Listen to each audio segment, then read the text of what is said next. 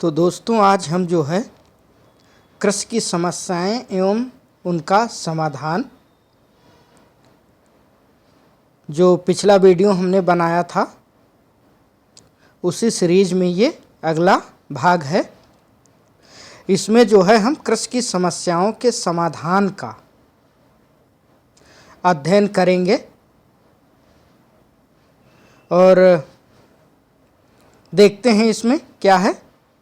जब तक भारतीय कृषि की समस्याओं का समाधान नहीं किया जाएगा तब तक भारतीय कृषि का विकास संभव नहीं है।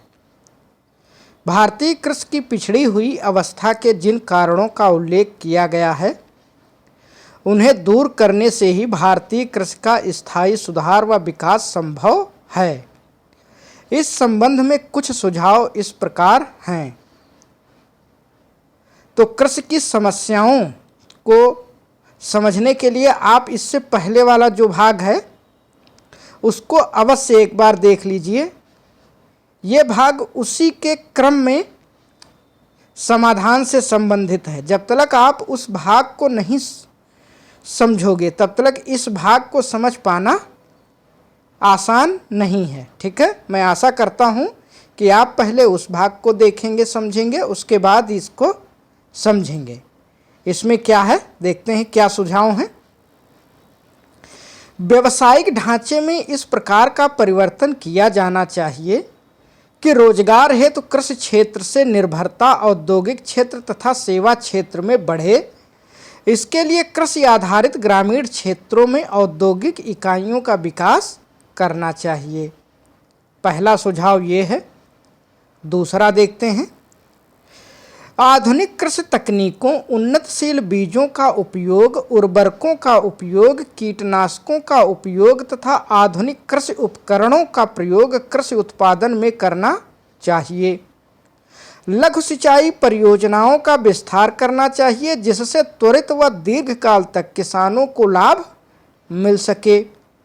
अगला बिंदु देखते हैं, कृषकों के पास पूंजी का अत्यधिक अभाव है। इन्हें दीर्घकालीन, मध्यकालीन एवं अल्पकालीन साख की आवश्यकता पड़ती है। साहूकारों और महाजनों से प्राप्त साख द्वारा किसानों का बहुत अधिक शोषण किया जाता है।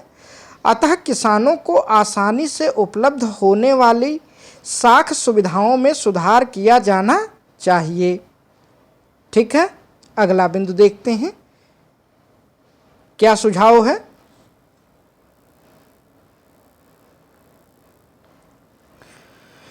कृषकों को उनके द्वारा उत्पादित वस्तुओं का उचित मूल्य प्राप्त होना आवश्यक है, तभी उनकी उस स्थिति में सुधार हो सकता है और कृषि उत्पादन बढ़ाने में उन्हें प्रोत्साहन मिल सकता है।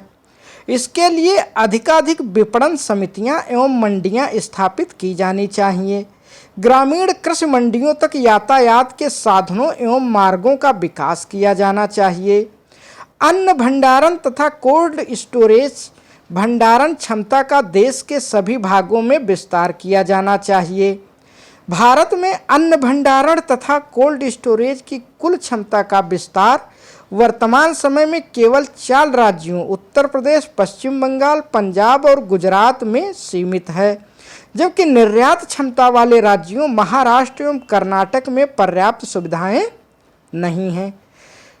ठीक है, तो इस तरह से कोल्ड स्टोरेज और अन्न भंडारण सुविधाओं का विस्तार भारत के अन्य राज्यों में भी करना चाहिए। आगे देखते हैं, खाद्य प्रसंस्करण एक उभरता हुआ उद्योग है और भारत में प्रसंस्कृत खाद्य की मांग तेजी से शहरीकरण, प्रति व्यक्ति आय बढ़ने और अधिक महिलाओं के कार्यबल में शामिल होने के साथ लगातार बढ़ने की संभावना है। विशाल विकास क्षमता होने के बावजूद भारत में खाद्य प्रसंस्करण उद्योग उत्पादित कुल खाद्य का 10% से कम भाग उपयोग कर पाता है। भारत खाद्य प्रसंस्करण उद्योग द्वारा प्रसंस्कृत खाद्य पदार्थों के निर्यात में अपना हिस्सा बढ़ाकर वैश्विक कृषि मूल्य श्रृंखला में आगे बढ़ सकता है। तो यानी खाद्य प्रसंस्करण उद्योग को जो है बढ़ावा देना चाहिए। अगला बिंदु देखते हैं,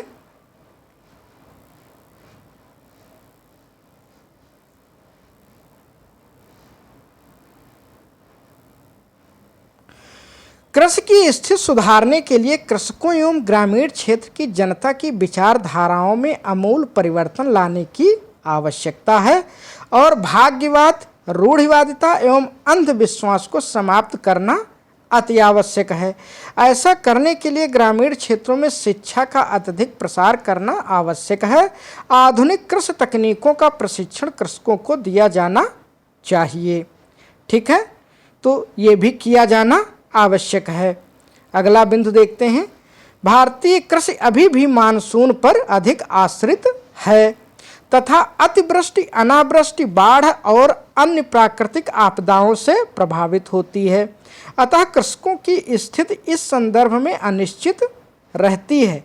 अतः कृषकों के लिए फसल बीमा योजना का विस्तार किया जाना चाहिए। अगला बिंदु देखते हैं। पर्यावरण संरक्षण तथा जलवायु परिवर्तन के प्रभावों को कम करने हेतु टिकाऊ कृषि पद्धतियों, एकीकृत कृषि प्रणालियों तथा जलवायु प्रतिरोधी फसलों जैसे दालें, मोटे अनाजों को बढ़ावा देने की आवश्यकता है। फसलों के अवशेष जलाने से वायु प्रदूषण का स्तर बढ़ जाता है, जिससे ग्लोबल वार्मिंग तथा स्वास्थ्य के लिए खतरा उत्पन्न हो जाता है। अतः कृषि अपशिष्ट प्रबंधन हेतु सूक्ष्म जीव अपघटन तथा पर्यावरण हितैषी तकनीकों का उपयोग करना चाहिए। अगला बिंदु देखते हैं। इस प्रकार कृषि को अधिक जलवायु प्रतिरोधी और पर्यावरण की दृष्टि से टिकाऊ बनाया जा सके। जैव प्रौद्योगिकी और प्रजनन का उपयोग पर्यावरण के अनुकूल, रोग प्रतिरोधी, जलवायु सुधारण, अधिक पौष्टिक और विविध फसल किस्मों को विकसित करने में प्रयोग किया जा सकता है। अगला बिंदु देखते हैं।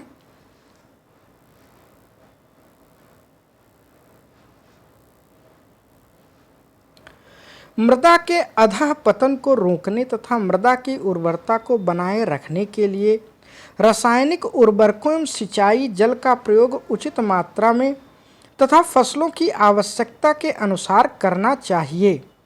मृदा में पोषक तत्वों की सही मात्रा है या नहीं, इसकी सही जानकारी मृदा परीक्षण कराकर ही उर्वरकों का उपयोग किया जाना चाहिए।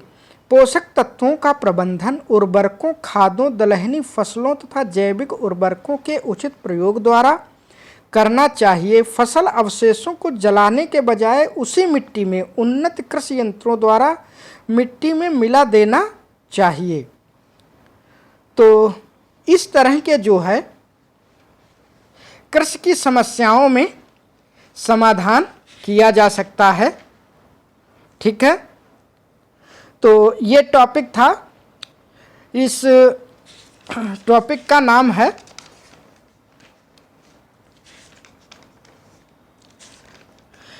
कृषि की समस्याएं एवं उनका समाधान। इसको हमने 2 भागों में बनाया है, तो आप दोनों भागों को पढ़ सकते हैं। अगला टॉपिक जो है हम लेकर आएंगे, जो कि उत्तर प्रदेश लोक सेवा आयोग द्वारा आयोजित होने वाली कृषि सेवा मुख्य परीक्षा के सामान्य अध्ययन सिलेबस पर आधारित है। कृषि